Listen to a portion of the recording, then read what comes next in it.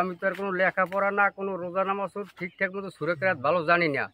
তো এই যে করি এটা সংক্ষেপ, এইটার উসিলে যদি কোনো দিন মোরে আল্লাহ জানাতে নেয় তো নিতে পারে, মানে এর একটা উসিলে মুই ধরে রাখছি যে কোনো কামই তো আমি করতে পারি না, আমার জানি না। হাদিসে আছে যে দাল্লা আলাল খৈরি কাফাইলিহি, যে ব্যক্তি ভালো কোনো কাজের উৎসাহিত করলো সে কাজের সব সে পাইল। আসলে বিভিন্ন জায়গায় যাই, জানা যায় শরিক হই, বিভিন্ন দিনই অনুষ্ঠানে শরিক হই, কিন্তু আজকে একটা ব্যতিক্রম ধর্মী জিনিস দেখলাম যে আমার ভাইয়ের নাম জানো কি?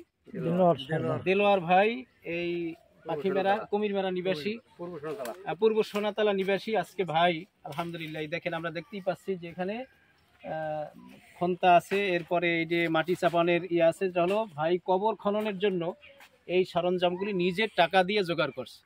এবং যেখানে এলাকায় শোনে যে মানে কোনো ব্যক্তি মারা গেছে, সে সেখানে সশরীরে উপস্থিত হয়ে বাঁশ কাটা থেকে কবর খনন করা থেকে যাবতীয় খেদমত তিনি করেন। এখানে তাকে এর বিনিময়ে তিনি কিচ্ছু নেন না, এবং কিছু চাওয়ার পাওয়ার তার এখানে কিছুই নাই। শুধু চাওয়া পাওয়ার এটাই যে এই উসিলায় আল্লাহ তাআলা তাকে মাফ করে দেয়। যেমন এই গাবলাটা, এটাও তিনি কিনছে। এটা আসলে এই এখানে লেখা কবরের কাজ ছাড়া অন্য কোনো কাজ নিষেধ। তার মানে উনি ব্যক্তিগত পারিবারিক কোনো কাজও এটা দিয়ে করেন না। তাহলে এটা একটা খুবই ভালো জিনিস যে স্বেচ্ছায় এরকম কিছু মানুষ সমাজের ভিতরে থাকা উচিত, যারা অনেক সময় দেখা যায় আমাদের এলাকায় এই সিস্টেমটা নাই। কবর করতে আসে, খন্তা কোথায়, তারপরে কোদাল কোথায়, বিভিন্ন সরঞ্জাম কোথায়, একটা টেনশনে পড়তে হয়। আর এই লোকটা যখন এদিকে আসে তখন কোনো পেরেশানি নাই, তার জিনিস দিয়েই তিনি সমস্ত কাজকর্ম করেন। এজন্য আমি দেলোয়ার ভাইয়ের জন্য দোয়া চাইব। আপনি একটু এই কি জন্য এই কাজটা করেন সেটা সবার কাছে দোয়া চান, যে কি জন্য এটা করতেছেন, আপনার উদ্দেশ্যটা বলেন। এটা উদ্দেশ্য, আমি তো আর কোনো লেখাপড়া না কোনো রোজা নামাজও ঠিকঠাক মতো সুরে কেরাত ভালো জানি না। তো এই যে করি এটা সংক্ষেপ, এইটার উসিলে যদি কোনো দিন মোরে আল্লাহ জানাতে নেয় তো নিতে পারে, মানে এর একটা উসিলে মুই ধরে রাখছি যে কোনো কামই তো আমি করতে পারি না, আমার জানি না। দেখেন আল্লাহ তাআলা এতটুকু কাজই নাজাতের জন্য যথেষ্ট।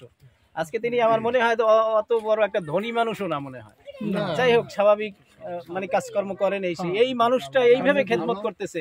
আজকে এক জায়গায় বদলা দিলে বা একটা কাজ করলে হয়তো 1000 টাকা পাইতো, কিন্তু আজকে দেন ফি সাবিলিল্লাহ কাজটা করে গেছে। এর চাইতে আর খেদমত কি হতে পারে? এজন্য আমরা কি জোরে সোরে এখানে যারা আছি সবাই একটু তার জন্য দোয়া করি, আল্লাহ যেন তারে ওলি বানাই দেয়। আমরা বলি আমিন আমিন।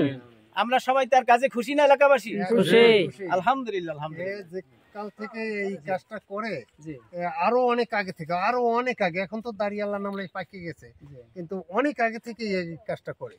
আর একজন আসলে আমাকে গণিবে এই গাজী ভাই, এরা একাত্র ওই বাবুলা ছিল, এরা কয়েকজন দেখছি এই যেখানে এই মাইয়া খবর পাইতেও এই জিনিস ছুটতে দিত।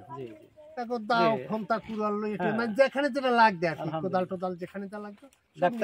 ডাক্তার ফরিদ গাজী সাহেব, অনেকেই তাকে চেনেন, তিনি বললেন যে আসলে এটা অনেক আগ থেকে তিনি এই কাজ করতেছেন। আল্লাহ তাআলা বাকি জিন্দেগানি তাকে এই কাজের সাথে জড়ায় রাখার এবং থাকার তৌফিক দেন, আমাদেরকেও এই কাজের সাথে জড়াবার তৌফিক দেন। আমিন।